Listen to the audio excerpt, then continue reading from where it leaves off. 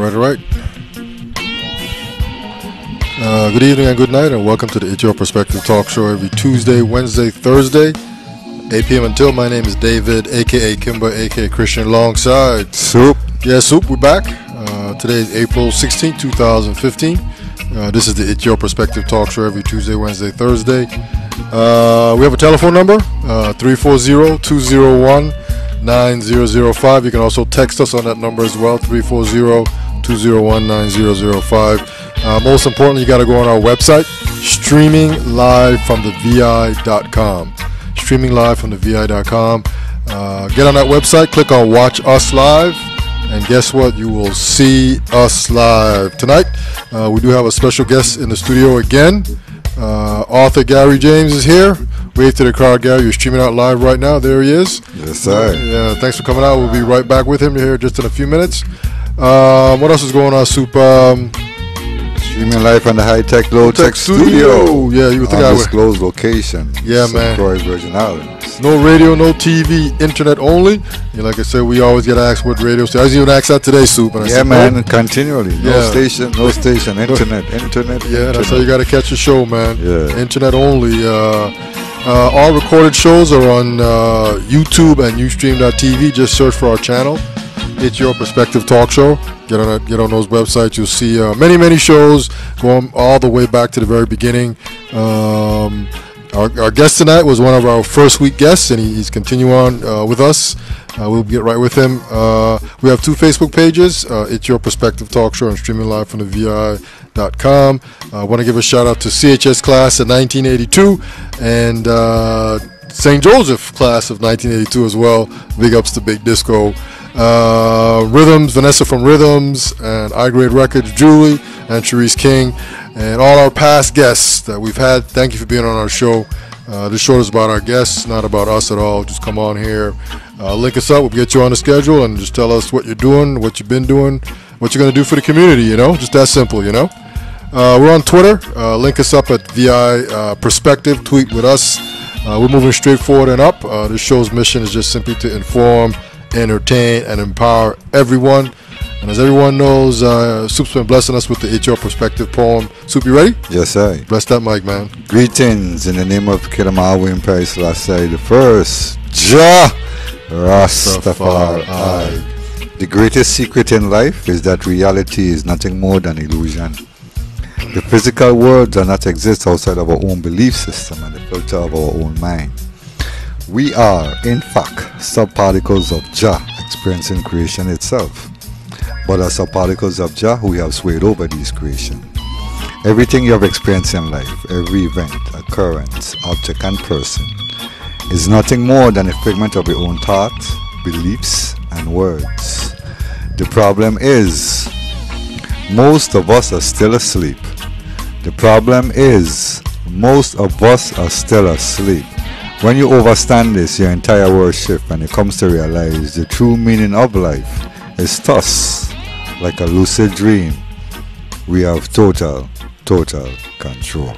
Yes, that's Soup. That's the It's Your Perspective Talk Show every Tuesday, Wednesday, that's the It's Your Perspective Talk Show poem, and Soup does that every Tuesday, Wednesday, Thursday, 8 p.m. until.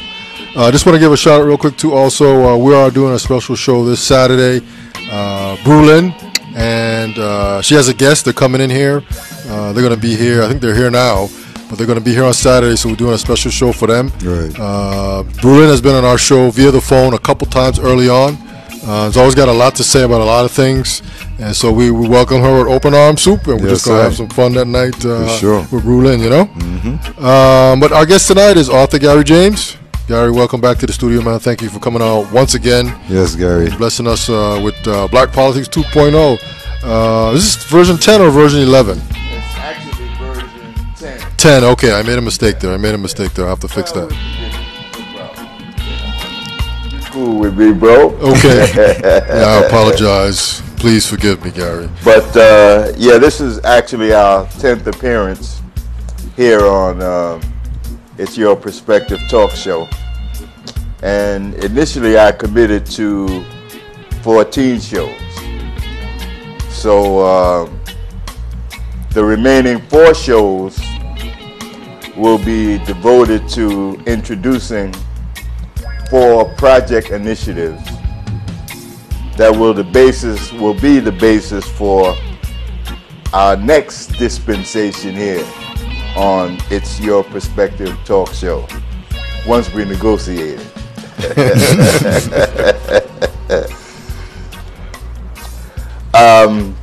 The first project I'll introduce during the next show, but I've already shared it in terms of the website with our producers for their preview.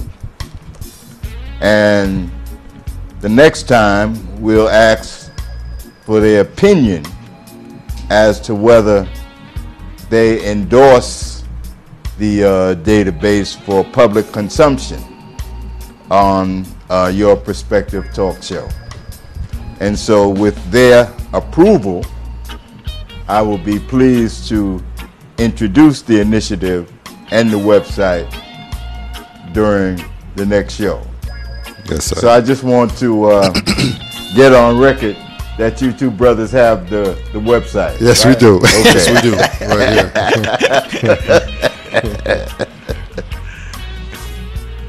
But this evening's conversation, I want to again focus on the Middle East region and the perceived war between Christians and Muslims. Interestingly enough, the database that I hope to introduce next time provides extensive information and context regarding the procession of Judeo-Christian, Muslim, and secular power. So it's relevant. The website is relevant to what's going on, and we'll be talking about some of the things involved as we proceed during the next dispensation.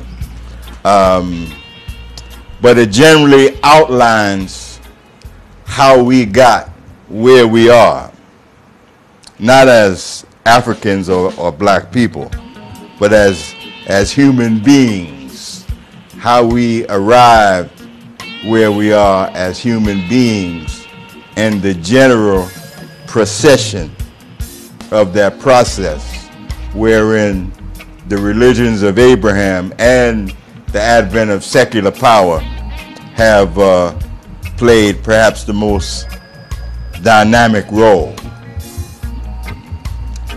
But last time I inadvertently left out some points during that conversation. But since that earlier conversation, events in the Middle East have escalated and monopolized the international news for the past couple of weeks. And I suspect the unfolding dynamics in the region will continue to occupy center stage for the foreseeable future. So since our last conversation, the Saudis and the Iranians specifically have edged closer to outright conflagration, directly and indirectly. But the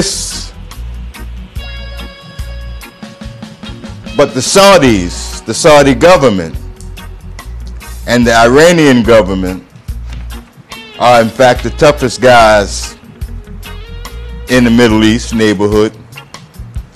And there exists an ancient sectarian juxtaposition between Saudi Arabia and Iran by way of Sunni Islam and Shia Islam, respectfully. The Sunnis are Sunni Muslims, and Arabs are predominantly Sunnis. So Saudi Arabia and the other Arab countries in the Gulf area are Sunni Muslims. while the Iranians are Persian. And in fact, they would resist being called Arab. And as you know, the Persians have a long extended history in the region, which is maybe 4,000 or 5,000 years old. So this organic polarity between the two macro military powers in the region enjoy a unique and independent history, while each maintains allies that have a geopolitical rivalry, and each have meaningful links with other countries in the local area, representing the similar juxtaposition of the political facts on the ground. So the relative history of Saudi Arabia, allies of the United States and the West, and Iran, allies of Russia and the Palestinian cause, is worthy of a cursory observation in order to get a fuller appreciation for what is currently taking place. The House of Saud was supported by the British and the French and the US as a major stakeholder in the region. And the design of the Middle East, that whole region, was pretty much done at the end of the First World War by the British and the French.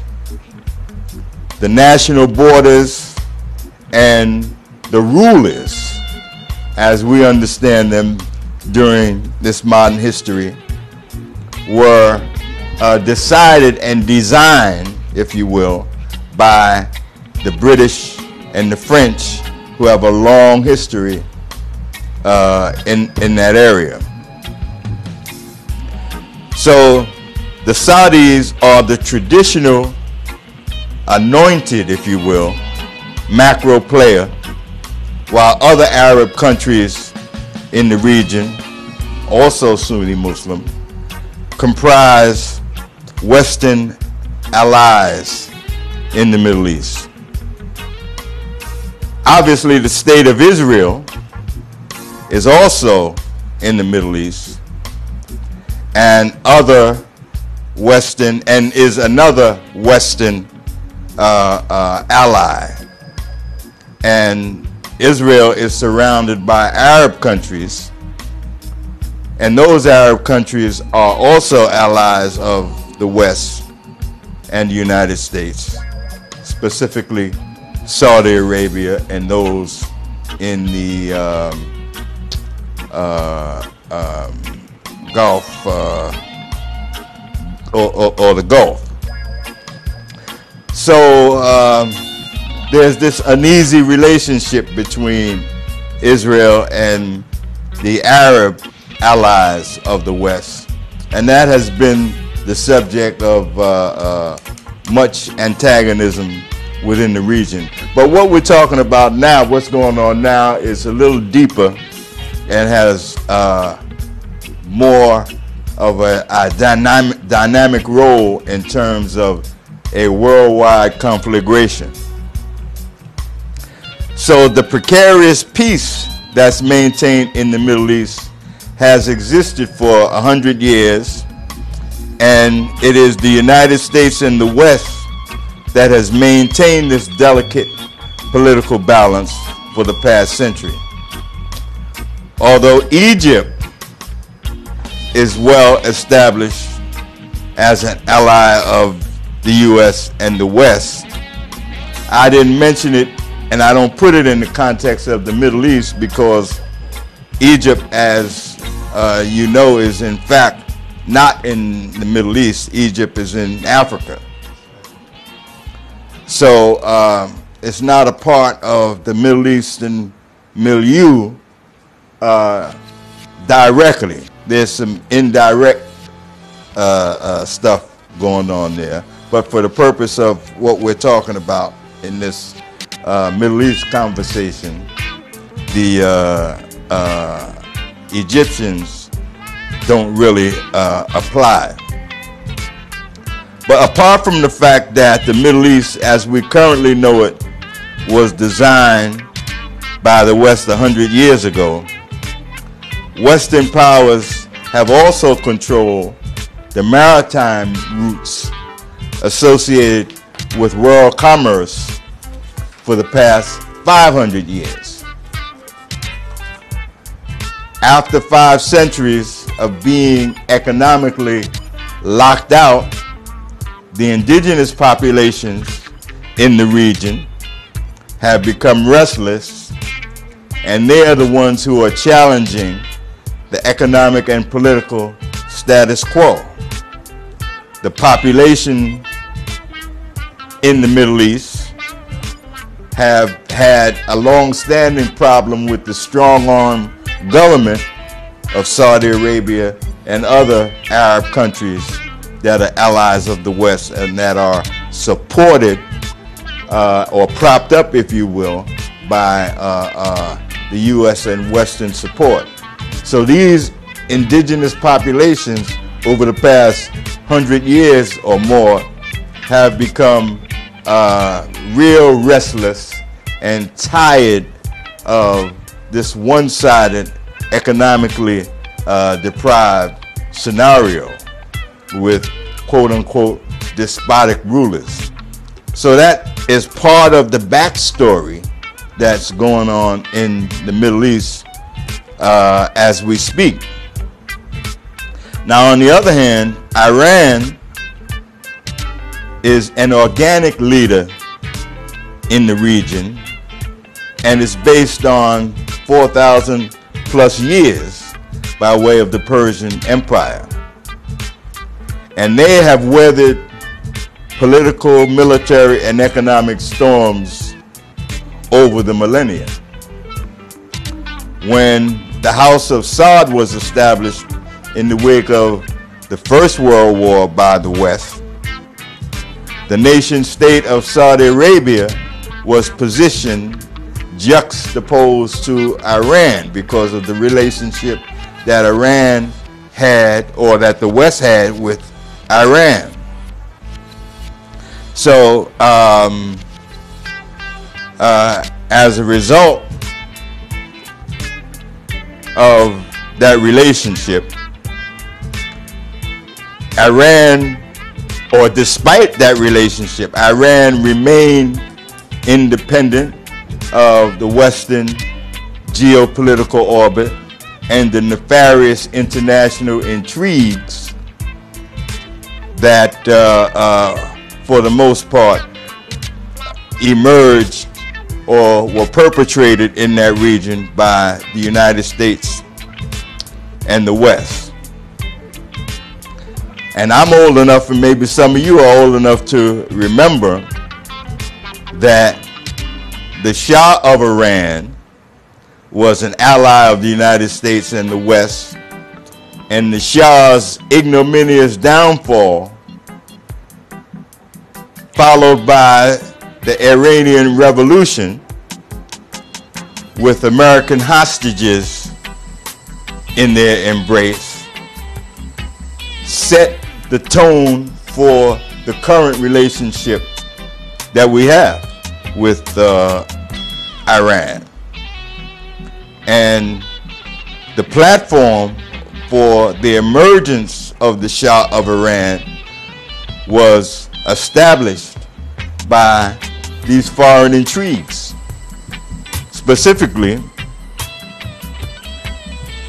when General Eisenhower left office, he uttered the profound words which continue to resonate vis-a-vis, beware of the objectives of the military-industrial complex. You may know that the blood of the military-industrial complex is oil.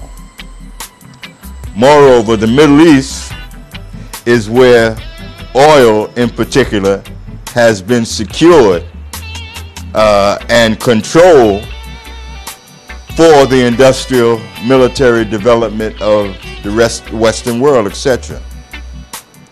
Therefore, the West has a need to control the oil resources in the Middle East, in addition to maintaining a strategic geopolitical position. Because as we know, the United States and the West are the macro superpowers of the world. And so to maintain this strategic position, they have to maintain certain controls in certain areas. And the Middle East is critical to that. But in terms of Iran and the U.S. and the West, I want to remind you that in 1951, Iran nationalized its oil production. And this was perceived as an ominous sign by the U.S. and the West, because this move to nationalize their oil unequivocally set the tone that Iran's oil reserves are off limits to Western control. So they had a big problem with where Iran was going. And so how they followed up with that was that in 1953, the democratically elected president of Iran, named Mohammad Mossadegh, Britain and the United States conspired and assassinated him. And that's a matter of record. You know, that's not easy to, not hard to find. So this is not Gary James saying this. This is a matter of record that the U.S. and Britain took the democratically elected president of Iran out. They assassinated him. And the U.S. and Britain subsequently engineered the ascent of the Shah of Iran. And that was the way they would get into being a controlling factor in Iran's oil, by establishing the traditional strongman ruler. But as you know, the Shah was ultimately toppled in the Islamic Revolution that engulfed the country, wherein American hostages were held for close to 10 years. That is the backdrop of the relationship that currently exists with Iran. And so these are some of the political intrigues that formulate the relative relationship between the U.S. and Iran going forward. Only recently has the bilateral relationship warmed up to the point of communication and current negotiations. But the foreseeable future is dubious because of the many and varied moving parts associated with this relationship and within Islam and the region. One of the central moving parts that may potentially influence the nature of America's bilateral relationship with Iran is the Israelis as well as the Saudis. Both are essential U.S. allies in the Middle East. Both Israeli and the Saudis are major detractors to closer U.S. and Iranian relationships and will likely take their displeasure to the wall. They are beyond reason. So complications associated with the U.S. moving forward and improving relations with Iran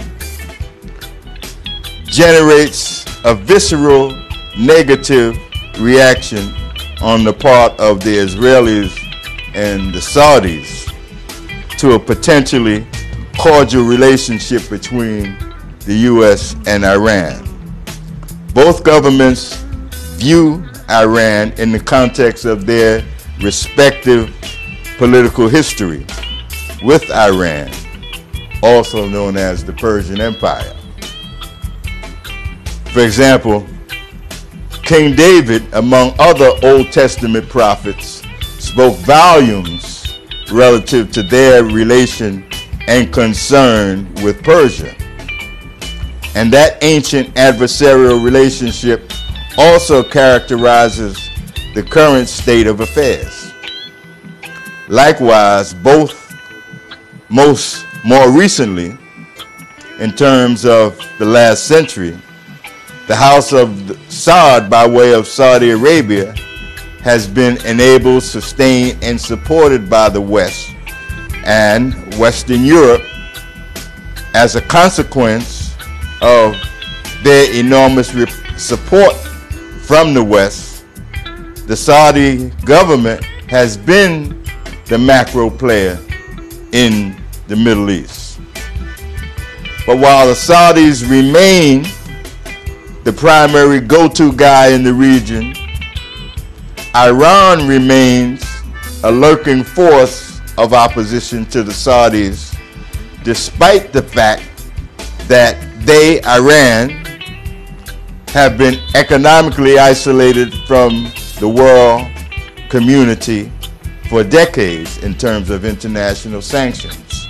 But they still are surviving, and surviving well. So despite being positioned as a pariah or terrorist state exporting terrorism around the world, these reports from the media are more hyperbolic than anything else.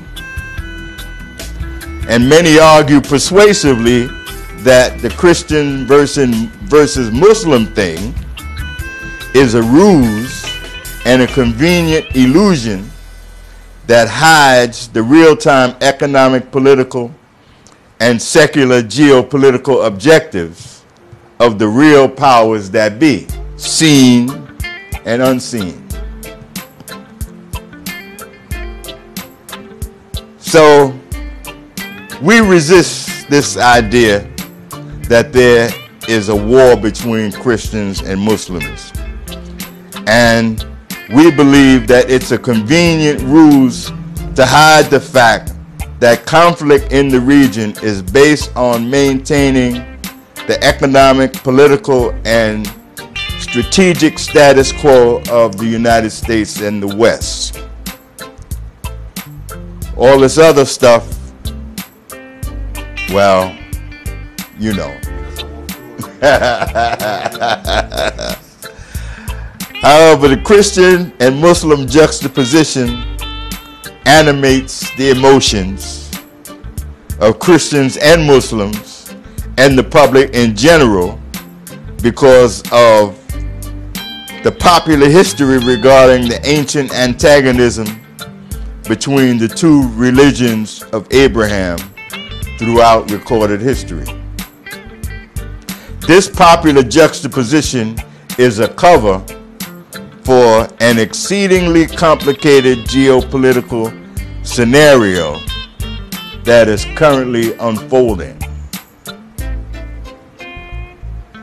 Some refer to it as last days eschatology, or the apocalypse, or end time scenarios. we will not at this time have a conversation regarding these very fascinating and intriguing complexities that constitute the backstory of what's going on in the Middle East today, and the Middle East conundrum, or riddle as it were. But we will highlight some interesting perspectives that remain overlooked when discussing Christian and Muslims. We will discuss some of the similitude and the familial dynamic that links the religions of Abraham, in terms of Judaism, Christianity, and Islam. And so we're not surprised that the familial links associated with Christians and Muslims are overlooked in the popular narrative, because organized religion in general, such as it is, seems to be based on a historical revisionism and not factual accounts.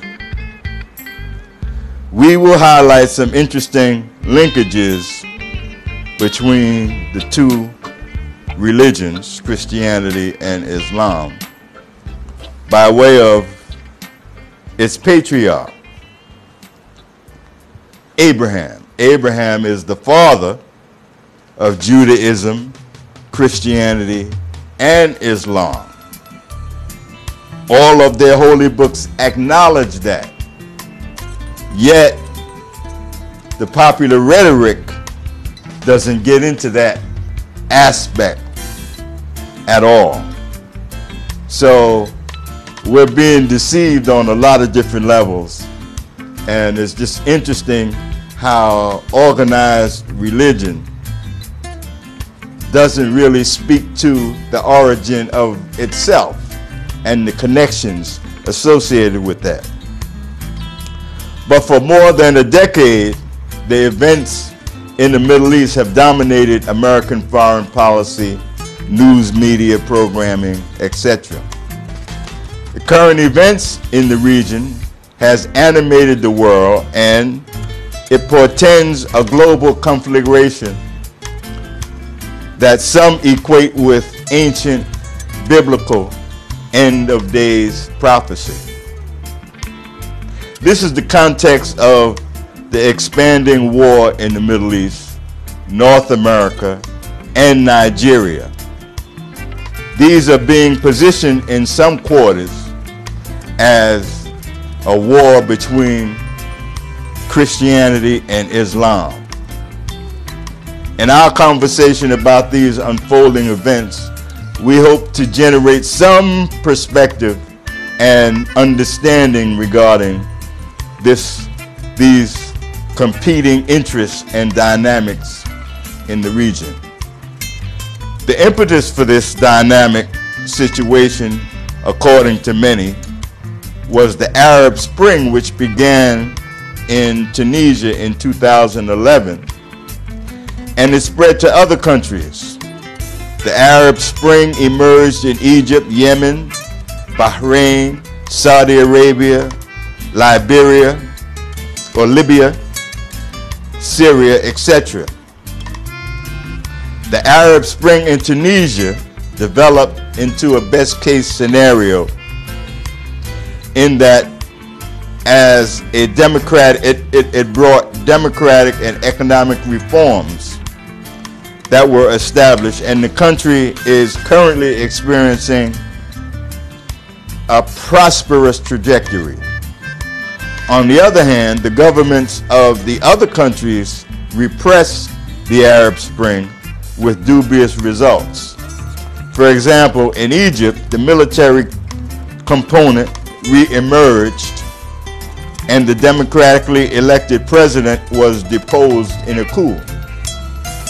Indigenous revolutionaries deposed the government in Yemen, and it's now called a failed state, as yesterday's and last week's news discussed. The United States et al. Invaded Iraq and Libya, deposing their respective leaders, but Arab revolutionaries in the neighborhood have successfully challenged the Western geopolitical design in those countries. So they're in free fall. The Islamic State, some call it ISIL, are the latest incarnation of the Arab Spring revolutionaries, together with the Syrian anti-government forces and Iraqi anti-government forces. All have taken over much of the real estate in Syria and Iraq. These extremist Sunni Muslim forces are expanding and grabbing territory in the Middle East and are networking with other extremist North African, Yemen, Somali, and groups in Nigeria. Fighting forces of ISIS currently hold large swaths of territory that overlap with other countries. The military forces of ISIS in Syria, for example, and Iraq are engaged in a war with reportedly a coalition of 50-odd countries under the leadership of America in the West. And they seem to be holding their own to some extent. Moreover, ISIS, the brand of terrorism, is being franchised as other extremists have generated a level of terrorism, and so everyone now is at their wits' end in terms of dealing with the situation. From the outset, we need to appreciate that the Middle East, such as it is, its borders and countries as it exists today, were determined by the British and the French. And Palestine then was a protectorate of the British under the Balfour Declaration and was not yet petitioned to accommodate the state of Israel. The British also established formal supportive relationships with the House of Saud and the Kingdom of Saudi Arabia. The French controlled Syria and Lebanon and other contiguous lands. During World War II, it was the Ottoman Empire that controlled much of the Middle East as an ally of Germany. And the Ottoman Empire lost its real estate holdings in the Middle East as America, British, and the French were the unequivocal victors of World War I. And their friend, the famous Lawrence of Arabia, on behalf of the British, was the interlocutor that was crucial in establishing the hegemony of the House of Saud in the region. British forces and the French Foreign Legion document their colorful history in the Middle East. But in addition to the Balfour Declaration, the establishment of Saudi Arabia's hegemony in the region, the countries of Iraq and Iran are central to the dynamic in the Middle East that should not be underestimated or understated. Iran was formerly known as the Persian Empire, while Iraq is formerly Mesopotamia, and both countries enjoy an ancient and consequential history of 4,000 or 5,000 years. On the contrary, the longevity of the United States in Europe is dwarfed by that of Persia and Mesopotamia. The significance of this distinction should not be underestimated going forward. The contemporary boundaries and political facts on the ground in the Middle East are imposed and enforced by America and the West, and they have existed for a century. And these boundaries are now apparently in a meltdown situation. The 100-year design of the Middle East is melting down because the established allies of the Western powers with its strong-arm rule is passé.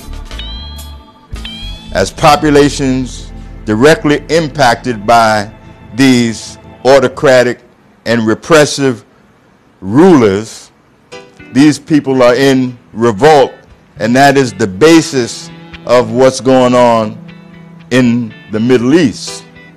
ISIS, Al-Qaeda, these are Arab Sunni groups who have a problem with their Arab Sunni leaders that have been enabled by the West. And so that is the backdrop of the local problem that's underway there. So the so-called Islamic State is headquartered in Syria, and the traditional borders that distinguish Syria from Iraq is non-existent as a practical matter. The fighting forces of ISIS hold large swaths of territory in Syria and Iraq. Is ISIS at war with America and the West? Is the often referenced war between Christianity and Islam what's up in the Middle East? Alternatively, there are other different and compelling narratives that are worthy of examination. Is there a persuasive argument beyond the Western conventional geopolitical wisdom? If we extrapolate from the Arab Spring, we observe that the indigenous populations in the respective Arab countries, it is clear that a chasm between the strongman, monarchical ruling class and the local populations exists. The chasm can be characterized by economic disenfranchisement and lack of opportunities, education, lack of health care, lack of social service infrastructure. Hence, for the past 100 years, the ruling class of the Western impacted countries of the Middle East have been alienated and deprived or have alienated and deprived their indigenous people. ISIS is an outgrowth of those organic revolutionary forces that have noted the legacy of this superclass, and they, ISIS, are diametrically opposed to the centuries-old ruling paradigm that is and has enabled and supported the American Western powers that oppress them. Specifically, the emerging Islamic State wants to remove America and the West from the region and to destroy their economic and geopolitical hegemony. This is the context for ISIS. They're seeking to remove the Arab allies of the West from control of the Middle East, and that is the basis of the conflict that is currently underway. Therefore, the primary objective of ISIS is to control or reclaim the region from the despotic Arabic leaders that rule the target countries in the Middle East and who are clients of America and the West. Consequently, a cogent political argument can be made that the primary military objective of the so-called Islamic State is to remove and destroy the control of America and the West, the control that they enjoy by way of their client leadership on the ground. Hence, the Islamic State is not at war with America at all. Their objective is to control their own piece of ground. This question as to whether the Islamic State envisages that they are precipitating a war between Christianity and Islam is a fair question, and it begs an explanation, or at least response. There are several moving parts to this question. Therefore, we will endeavor to examine the various moving parts associated with it. The first moving part to be examined is, to what extent does ISIS or ISIL, if you will, represent the religion of Islam? This relevant question is perhaps the most fundamental moving part. It's clear that the Islamic State is comprised of Sunni Muslim extremists, a sect of Sunni Islam, and they are many other sects that constitute world Islam. Unfortunately, the House of Saud are Sunni Muslims, and their hegemonic power in the region has been for the past 100 years, with this tricky relationship that they maintain with the West and Israel. The Islamic State and their military initiative is an Arab phenomenon. There are many other countries and peoples that are Arab, that are Islamic, but it is the Arab Sunni component of Islam that comprise ISIS, Al-Qaeda, and all of these other groups that are present in today's news, today's world news of world conflagration. So it's an Arab phenomena, and their religious theology is a sect of Sunni Islam. The ruling elite of the target countries in the region, supported by the West, are all Sunni Muslims. For example, Saudi Arabia, Egypt, Jordan are all Sunni Muslim countries. Obviously, ISIS murders many Muslims, including Sunni Muslims. Therefore, the forces of ISIS murder Muslims, Christians, and others without discrimination. Therefore, ISIS represents an extremist sect of Sunni Islam, and Sunni Islam is but one tradition in Islam. So I'm trying to make the point that the phenomena is essentially within the orbit of Sunni Islam, or Sunni Islamic leaders are the guys who control the countries that comprise the Middle East.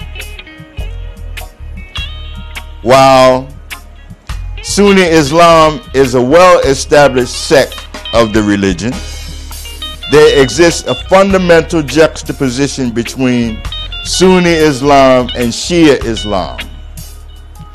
Sunni versus Shia juxtaposition is an ancient schism that occurred in Islam following the death of the Prophet Muhammad. The controversy is based upon the nature of succession. The nature of succession presents the dichotomy. On one hand, there's a belief that the successors to Islam should be blood related. The other position is that the successors to Islam, to Muhammad, do not have to be blood related. And that is the basis of the difference between Sunni Islam and Shia Islam. How do we move forward after the death of Muhammad? So that is the basic difference between the two ancient rivalries in Islam. And our position is that there needs to be an Islamic reformation, just as there was Catholic Reformation, just as there was a Jewish Reformation. And the point is, all of the religions of Abraham have a similar trajectory in terms of the need for reformation at a particular time in its history and growth. If we look at the Roman Catholic Church, they maintain an exclusive monopoly on Catholicism for 1,200 years. From the 4th century to the 16th century, Catholics control Christianity and define Christianity. I mean, in the Western Hemisphere. Of course, Christianity existed before the 4th century at Rome. But when Rome took Christianity over and monopolized it, their monopoly was exclusive, and they translated the Bible into Latin, and the people in the realm, the Europeans, were taught they couldn't possess the Bible. They were taught the Bible by the clergy of the Roman Catholic Church, and it was the clergy that were the intermediaries between the population and God. So that was the deal for 1,200 years until 1600, when the Protestant Reformation reformed the Roman Catholic Church. And in that Reformation, we had the development of the separation of church and state, and essentially what we have now in terms of how the world is designed. So essentially, that's what we have in terms of the process of reformation.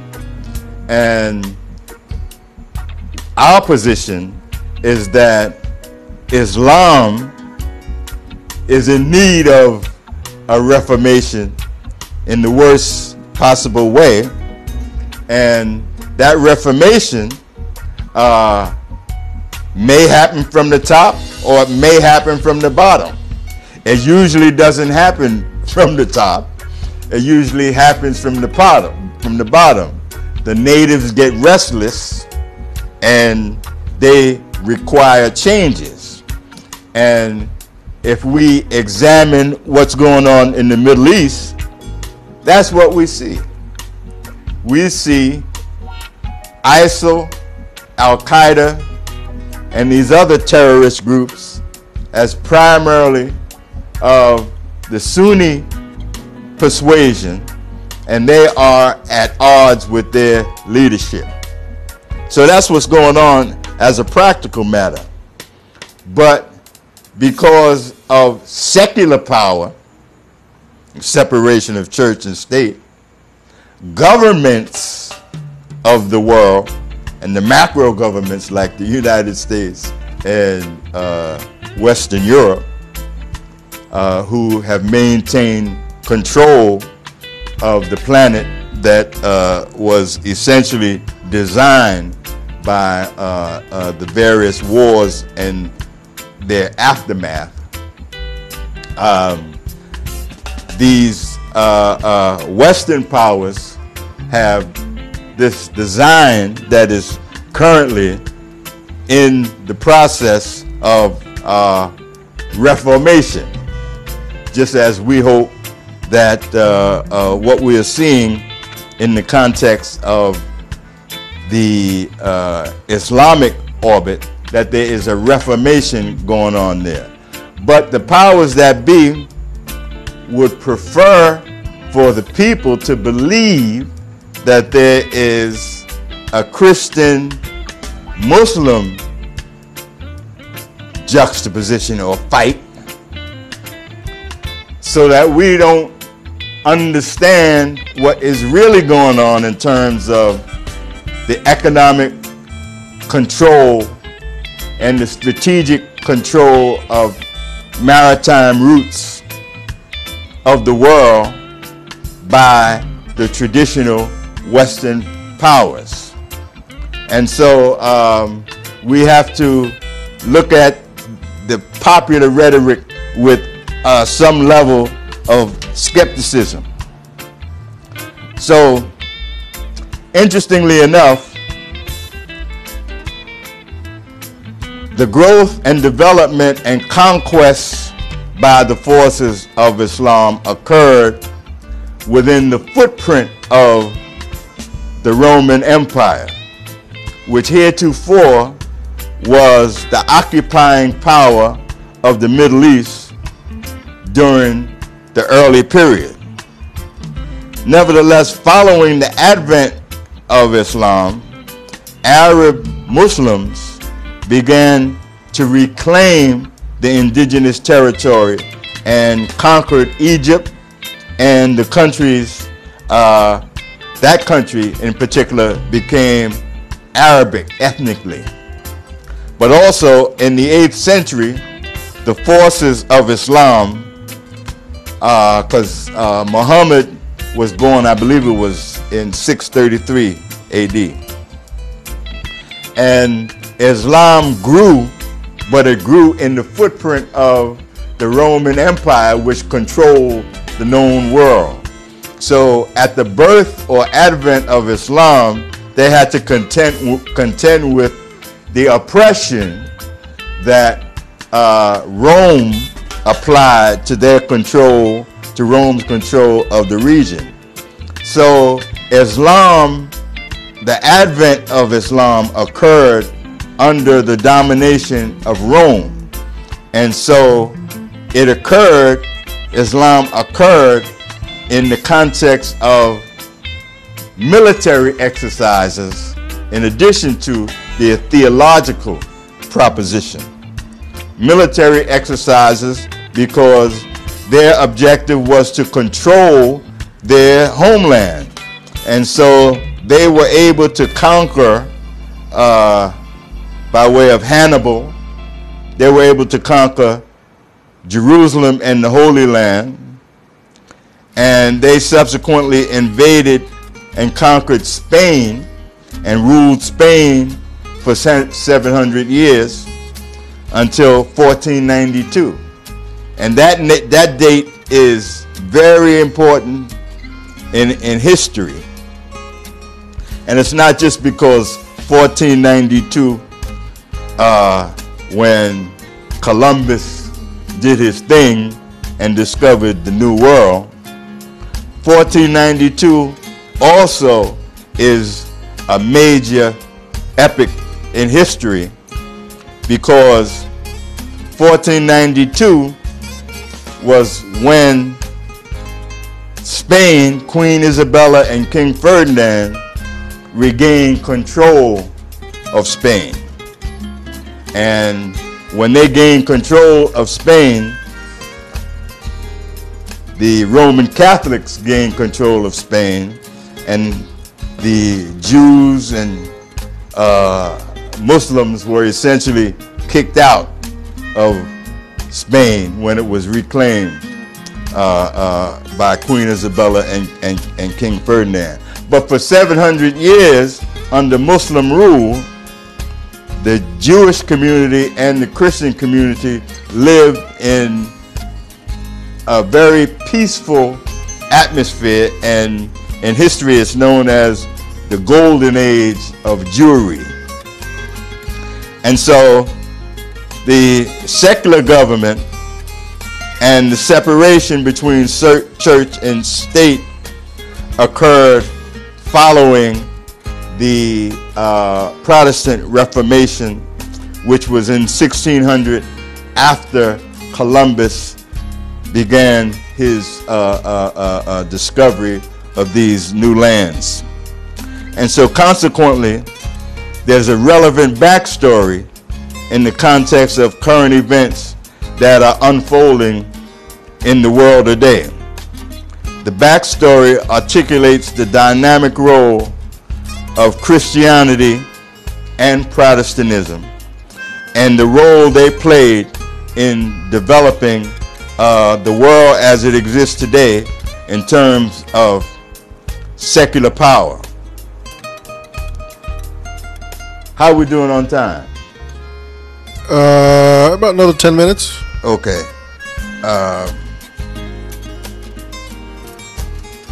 Now, since the Christian Reformation in the West, Protestant Europe expanded and grew exponentially and ultimately gave birth to the United States in 1776.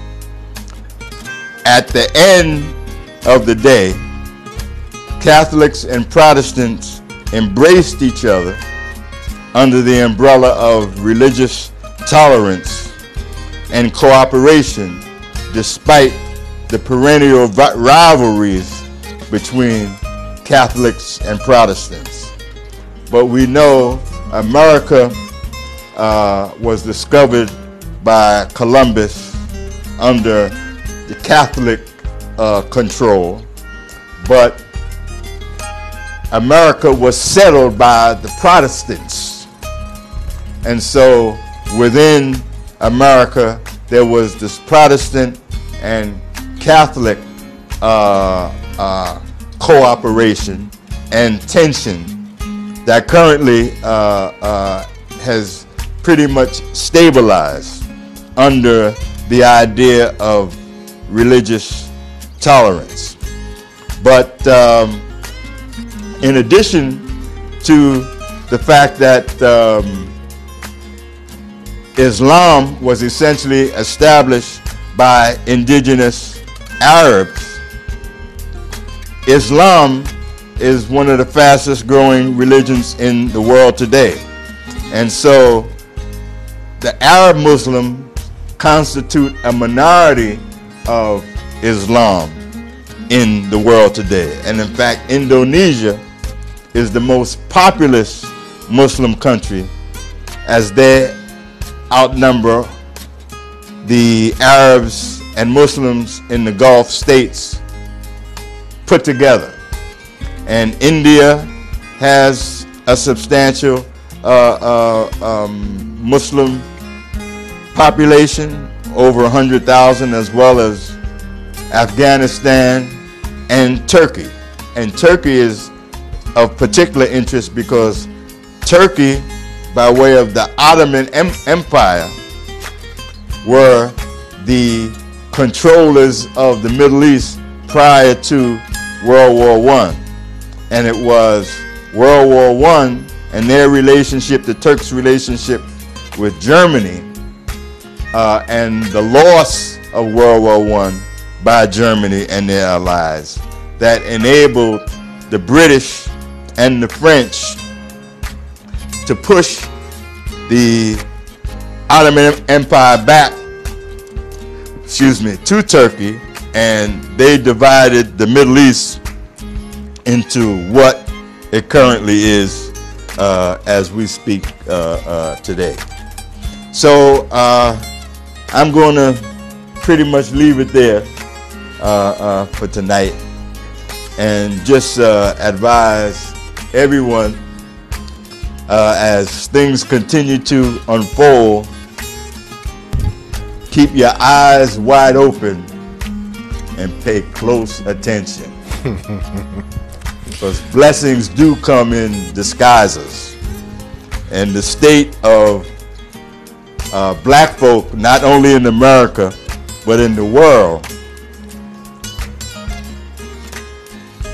we are best advised to keep our eyes wide open and pay close attention, because blessings do come in disguises. Yes, sir. And so we let them do what they're going to do, and we'll continue to do what we are about. And so I will leave you with that and look forward to What's coming next in the next 2 weeks? Yeah, the next 2 weeks we're going to talk about the database of the monastery. Okay. The monastery, the website that I gave you. Okay, I got it right here. We're going to talk about the information and the importance of that. And that will be the 11th show. Yes. And I have 3 more shows to do during this dispensation. So after the introduction of the monastery site, I'm going to introduce another initiative which deals with the politics of America and the VI. And so I'll share that with you within the next 2 weeks. 2 weeks, okay. Yeah, just as I shared with you this site, next time you'll have that site. Yeah, and you'll be back on 2 weeks away. Will be April 30th. April 30th. Next 2 weeks away, April 3rd. Author Gary James is our guest tonight. Black Politics 2.0. His conversation continues tonight. Just concluded part 10. Right. And he'll be back on April 30th for part 11. As always, we want to thank you for coming on our show. Gary has been a guest from the beginning and still continues to come here and spend some time with us doing his thing. And we're just glad that you choose us to facilitate this. But thank you again. Well, you guys helped me out, because I had thoughts about videos, and in fact, I purchased a camera for that purpose. Okay. But then I met I met Soup, and he introduced this project that you guys were doing, and I said, wow, that's a perfect opportunity for me to get my feet wet in this new genre of video. Yes, I. Video and streaming. So I really appreciate that, and it has stopped me from doing the marketing that I need to do for my books. But in the long run, it is helpful, right? Because I can use this genre. That's right. To promote the books and some other stuff that we do. And so I'm pleased to take advantage of the opportunities that you brothers present. So like I say, I love you for what you do, and there's nothing you can do about it. Yes, I appreciate it too, man. Appreciate it very much, Yeah, so this is the It's Your Perspective talk show every Tuesday, Wednesday, Thursday, some Fridays, some Saturdays, and even some Sundays. My name is David, a.k.a. Kimba, a.k.a. Christian, alongside Soup. Yeah, that does it for us tonight. 4 days off. We'll be back on Tuesday again. We got Saturday. Oh, I'm sorry. We do have a big show on Saturday. Brulin and company are coming in from Tampa. Brulin has been on our show early on, doing 2 times on the phone with us, talking about a bunch of stuff. But this time she'll be here in St. Croix in the studio on Saturday. Should be a fun show. So, Soup, any final thoughts, man? Gary, thank you much again. It's always a pleasure to get this wealth of information out here to the world. Thank you much. Continue to do what you're doing. Rastafari lives. One perfect love. Yeah, man, and we like to say one perfect love is our praise and his blessings. When you put it all together, you get one perfect love. This is the It's Your Perspective Talk Show, 340-201-9005, streaming live from the VI.com. And we'll see you on Saturday. We're out. Peace.